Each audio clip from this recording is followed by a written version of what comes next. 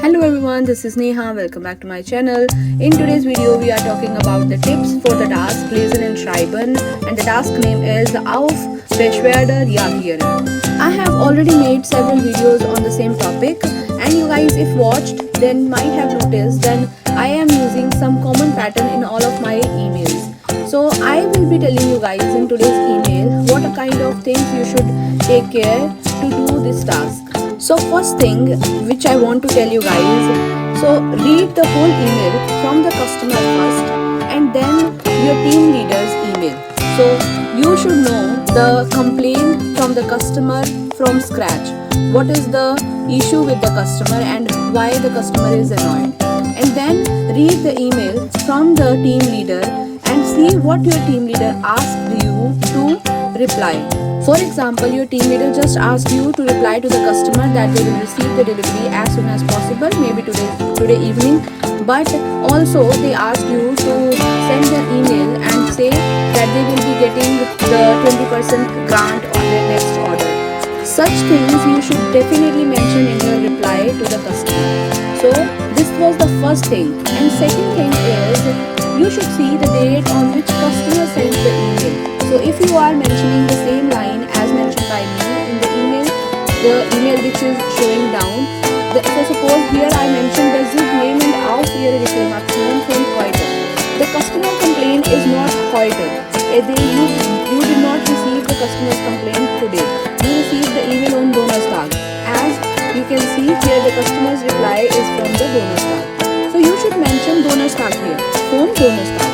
So the first line of the email would be der Suchnehmen auf ihre Reklamation von Donnerstag. Okay? You should take care the date on which you received the customer's email, not the date on which your team leader forwarded you the email. Okay? This was the second point. Now let's come to the third tip of the day, which is, so suppose you have some common sentences which you are using in the start and end of the email. I hope everyone knows and everyone uses that, because it's just a waste of time to find every time new sentence. Now let's take the example of the second sentence which I mentioned in this email which you are watching at the bottom of the video. And in this email I have written, wir verstehen Ihre Besorgnis und möchten uns in aller Form entschuldigen.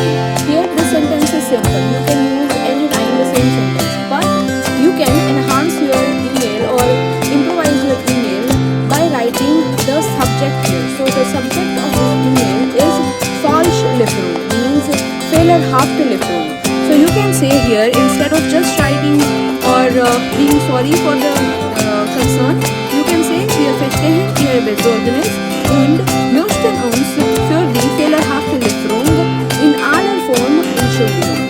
So I have just added the subject in this line to improvise my email or to separate the email from others' email. Now let's talk about the end sentence of the email.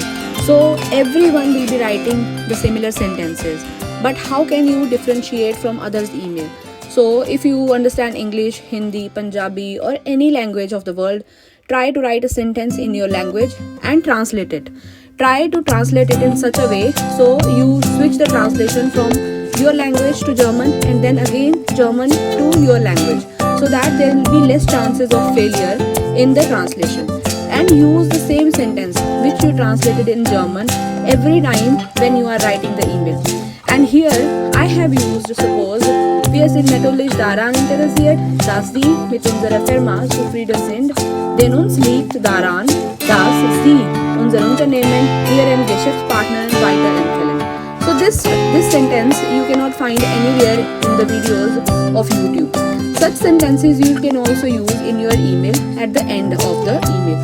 Now let's come to the last tip of the day. And last tip of the day is, as per the team leader, your name is Maya Pedersen. So you should see on the email, my team leader has sent me an email, but I am not using my name at the end of the email. I would use the name of the person to whom team leader has sent the email. So here the team leader has sent an email to Maya.Pedersen. I would be writing in the end of the email, vielen Dank für Ihr Verständnis, Maya Pedersen. So guys, this was the video which summarizes the tips as per my experience can be used in writing the Lesen and Schreiben tile for B2 Beruf prüfen. So if you guys like the tips and would like to know such things more, then please write me in the comment. I would love to make such videos for other tiles also. Now I will meet you guys once again tomorrow with something new on B2 Beruf prüfing or maybe Deutsch vocabulary. For now, all of the same and good morning everyone.